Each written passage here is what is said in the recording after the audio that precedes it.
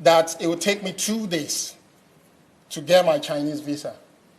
I was excited. And the gentleman said, "What do you do? Where's your pay slip?" I said, "I run my business." He says, "We have to see your bank account statement." I said, "I'm happy to provide it, but my business is fully domiciled in Nigeria." The moment I mentioned Nigeria, the gentleman said they have to do a special check on me, and it was going to take minimum 2 weeks.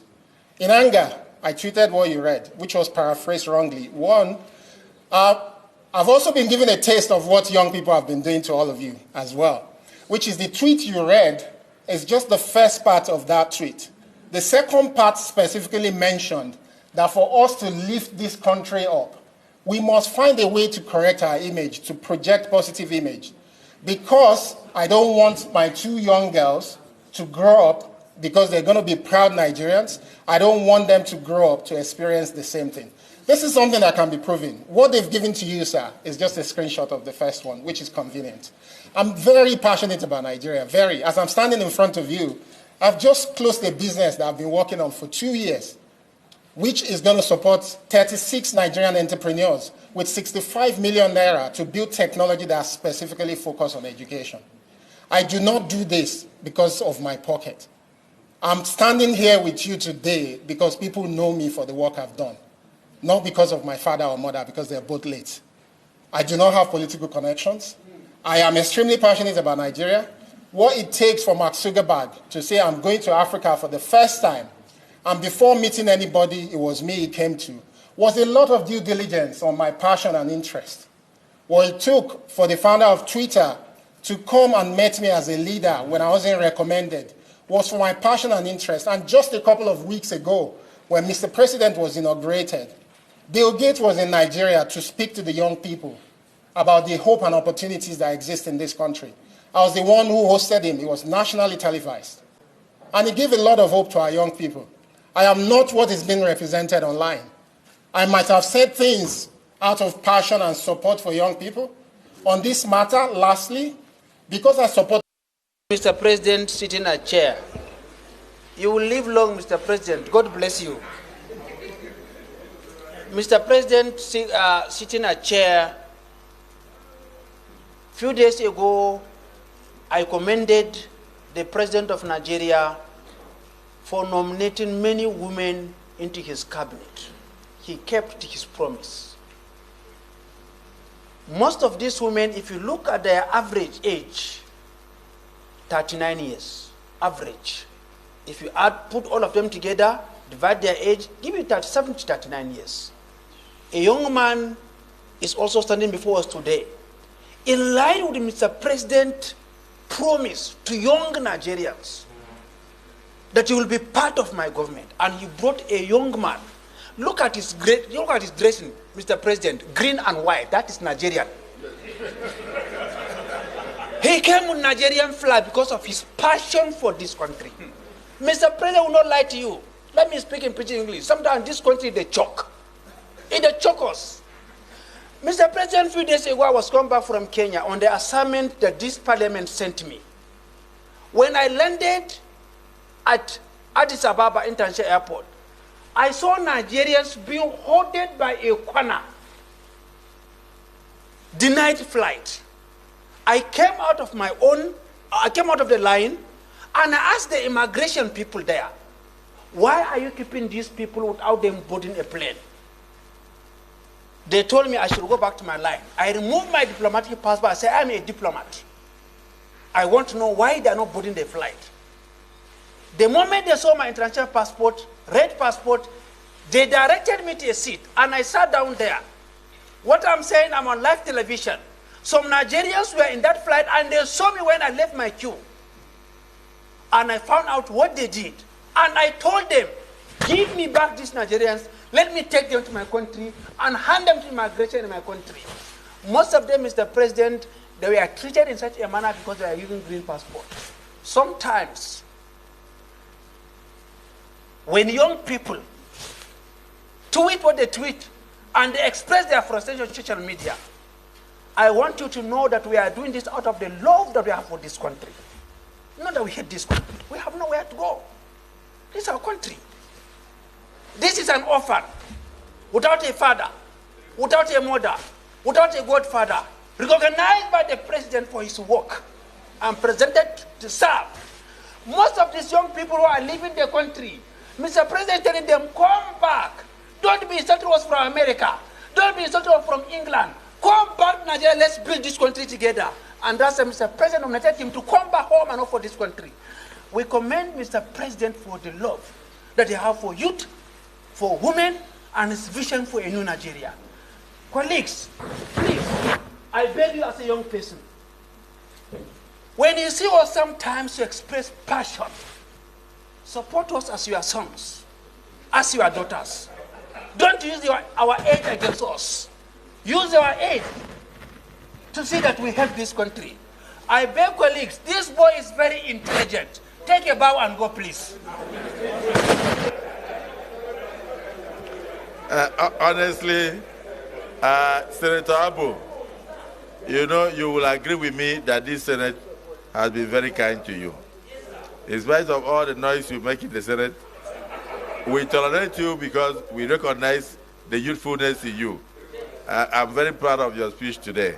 The two Senator Solomon Adiola or Lami Lekon, this is your citizen. Say something and let him come forward and take leave of the Senate. Thank you, Mr. President. Very distinguished colleague.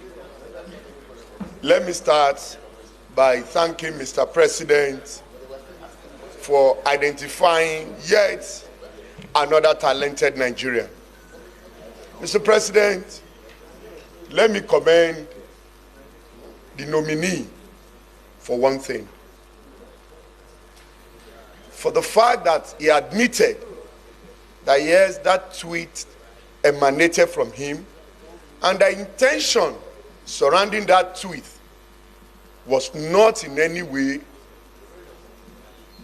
to disparage or destroy Nigeria as a country, but out of sheer frustration that he encountered in the Chinese embassy. The only area that I strongly believe he will have added to this is sharing his experience in the Chinese embassy with Nigerians, so that he will give us a platform for us as a government to call on the Chinese embassy to ask why Nigerians is being treated this way. Yes, sir. But for hiding that and tweeting out of sheer frustration is one area that I am not in support of. But Mr. President, distinguished colleague, Bosun Tijani standing before us, a Nigerian, an IT guru, somebody in his opening remarks has shown how technology can be used to improve our economy. An economist by academics, an IT guru by profession. Mr. President, distinguished colleague, you will quite agree with me that a country that is not fintech compliance at this time and age should know that he is yet to overcome many, many challenges that is confronting that nation.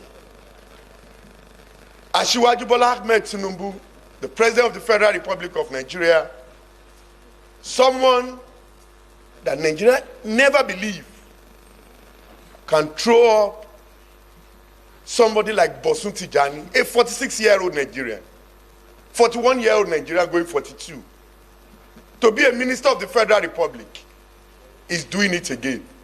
And that was how he started in Lagos. He discovered Bosun when Bosun was 42. He discovered me when I was less than 30. When you are 41, Asiwaju discovered you. He discovered me when I was less than 30 years. And today, I have kept the flag flying. Yes, sir. That is the generation that Asiwaju believes in.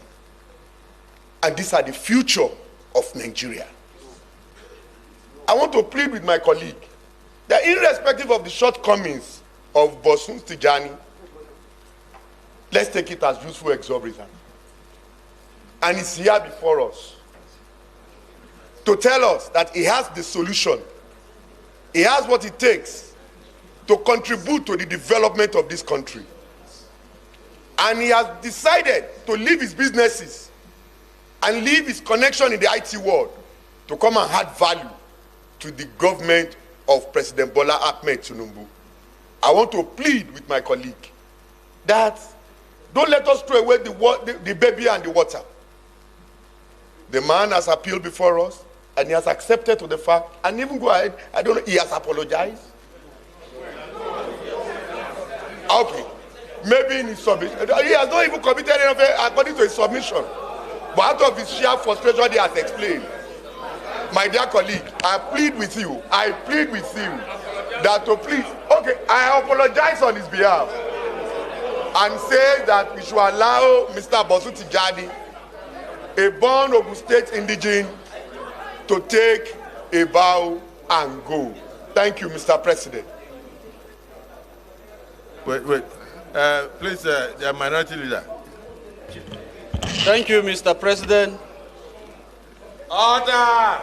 Thank you, distinguished colleagues. Mr. President, I want to join all other senators that have spoken to congratulate our dear President, President Bola Ahmed Tinubu, for selecting young Nigerians to also be part of his cabinet, especially the women and the youths. With regards to our brother, Dr. Bosun, congratulations.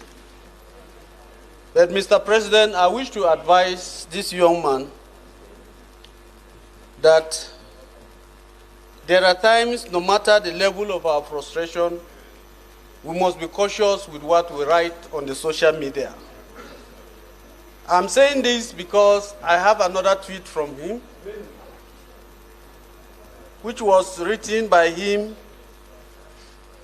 by 10:05 p.m. in April 21st, 2021.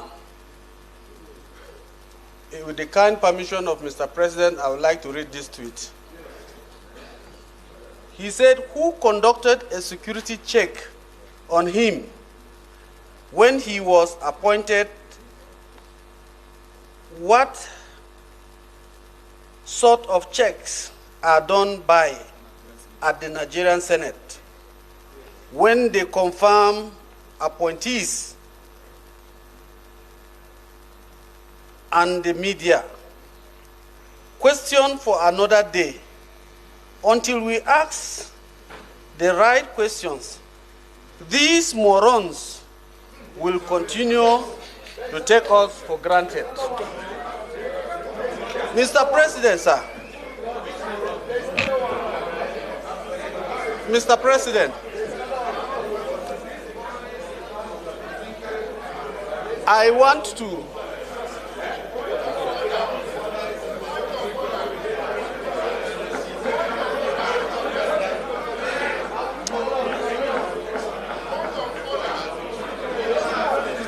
Mr. President, like I said earlier, order. This is a young man who is well read. I want to ask, having come from my alma mater, I'm also from the University of Jos, and I've taught there in University of Jos for 15 years. I find it very difficult to believe that a graduate of University of Jos will write this on the personality of the Nigerian Senate. I want to ask, sir, are you the author of this tweet or not? Thank you. Well, the Senate leader. Mr. President, very distinguished colleagues, I have a perspective to share with our distinguished colleagues. And I have a perspective to share with Nigerians, especially those among our youth who in the last 48 hours, since the name of Dr. Bosun Tijani was sent to this hallowed chamber as a ministerial nominee. Our youth are divided on this matter. There are some who are supporting him. There are some who are also sharing other tweets from him similar to those that have been read out here. The truth about it is, beyond these two tweet messages, there are some other ones being shared online. And what is the underlying thing here? And what is the perspective that I want to share? Consider the dates of these tweets and recall the events that took place in Nigeria. Some of my own children and some of our own children were all part of these tweets. Standing before us, sir, is an NSAS protester, if you can so classify him. That is the truth about it. My own daughter, who was not born in Nigeria, I didn't hide my family in the US. I didn't take my family out of Nigeria after I came to public service. I was in the US doing my master's degree. I was there practicing as an attorney when I gave birth to my own children.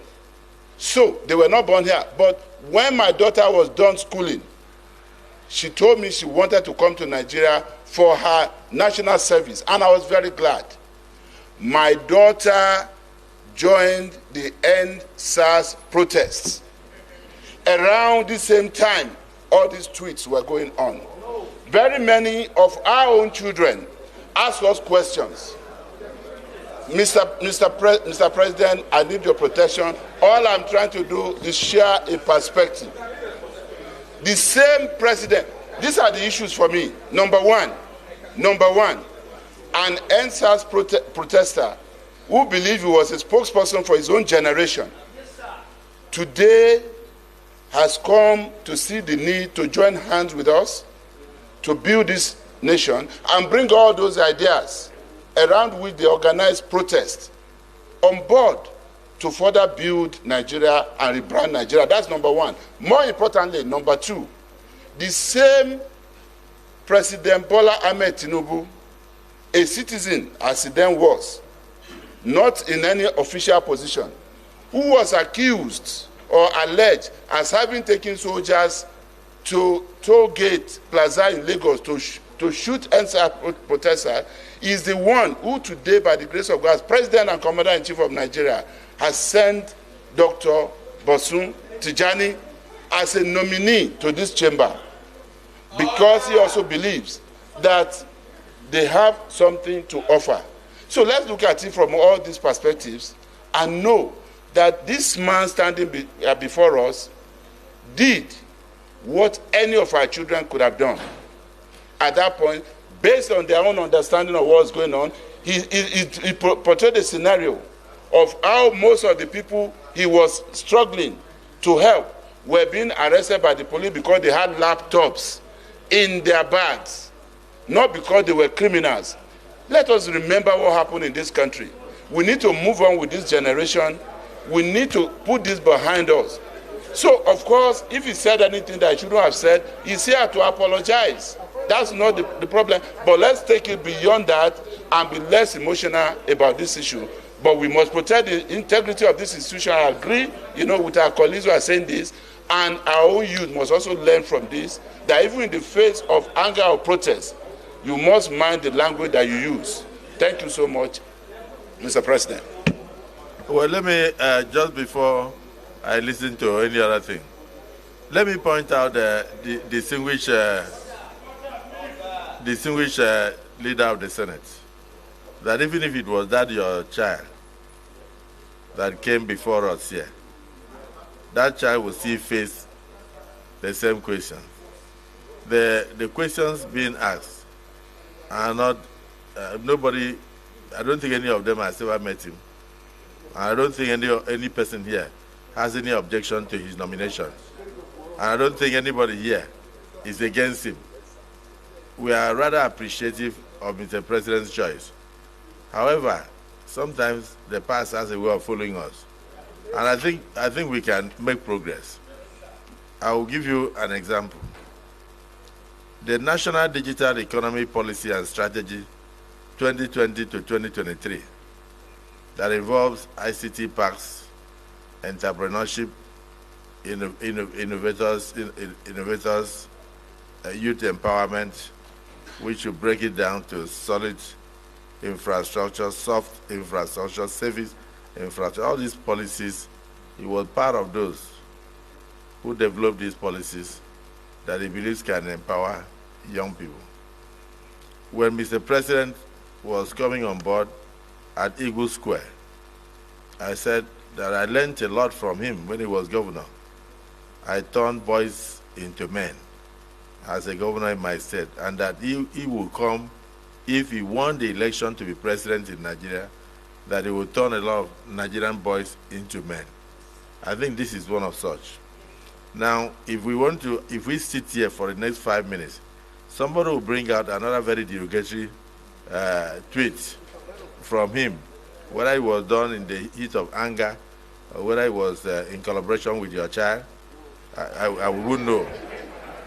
But the major thing there is that he has a very good opportunity on live television to tender apologies to his elders for his youthful exuberance and his mistakes, and we move on.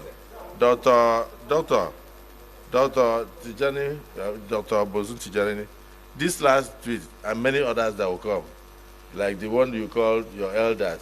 Look at somebody like Senator Gumel. I'm sure he was in the Senate there when you said that he was a moron. So, do you still believe that senators are morons, or do you have an apology to make? If you can tender an apology, we can move on. And then if you also believe now in your Nigeria, we can still move on.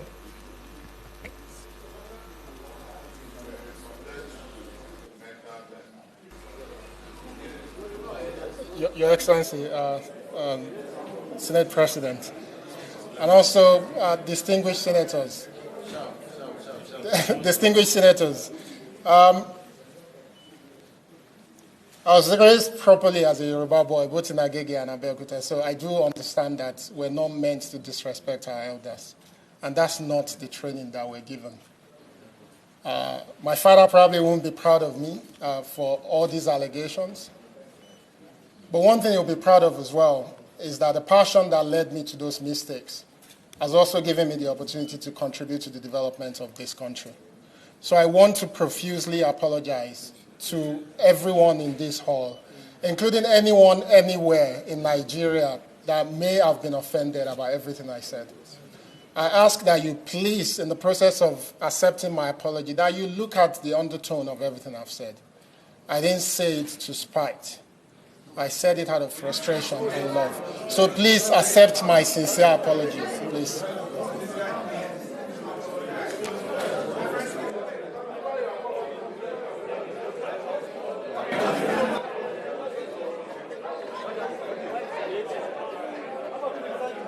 Distinguished senators, distinguished colleagues, we have before us a young Nigerian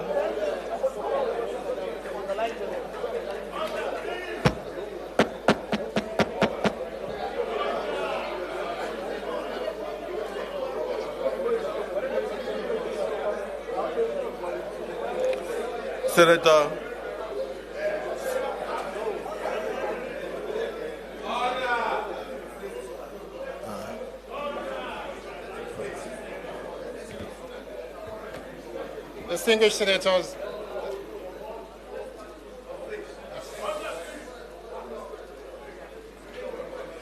Distinguished senators, please again accept my apology if I went too far in explaining. I'm absolutely sorry for everything I've said. I'm sorry. Distinguished senators, we are all fathers, except for Senator Jimmy Kuta, who is not yet married. We are all fathers, and our children do err. we cannot throw the baby with the bathwater away. We recognize his intellect. We recognize his contribution. We thank Mr. President for being a forgiving father despite all these tweets. And I think on behalf of the Senate, I want to accept your apology and keep up the good work of creating opportunities for young people to grow, so that they will not have the kind of anger that led you to make all those tweets. Your apologies are accepted. Congratulations on your nomination. You may now step forward, take a bow, and leave. Point of order, Mr. President. No, not on this matter. Not on this matter. Not on this matter. Point of order. Yeah?